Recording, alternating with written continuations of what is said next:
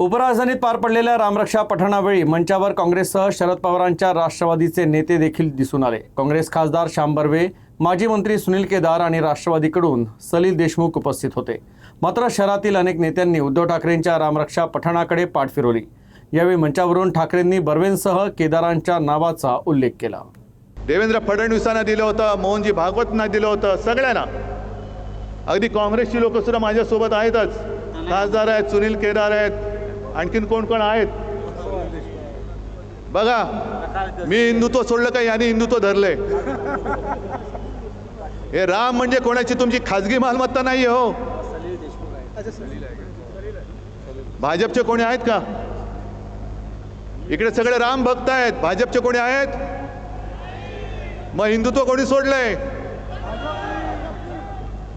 मंदिर चोरांची बाजू घेणारा राम भक्त असू शकत नाही। म्हणून मला फडणवीसांना सांगायचंय की शब्दाचे खेळ करू नका। राम रक्षा येते की नाही? राम रक्षा स्तोत्र येत नसेल, पण मला रामाची रक्षा करायला येते आणि ती केल्याशिवाय मी राहणार नाही, मागे नाही हटणार। जर तुम्हाला असं वाटत असेल की केवळ तुम्हाला राम रक्षा म्हणता येते म्हणून तुम्हाला मंदिराची चोरी क्षम्य आहे, अजिबात नाही। तिकडे लाखो करोडो हिंदूंच्या भावनांनी बांधलं गेलेलं ते मंदिर आहे।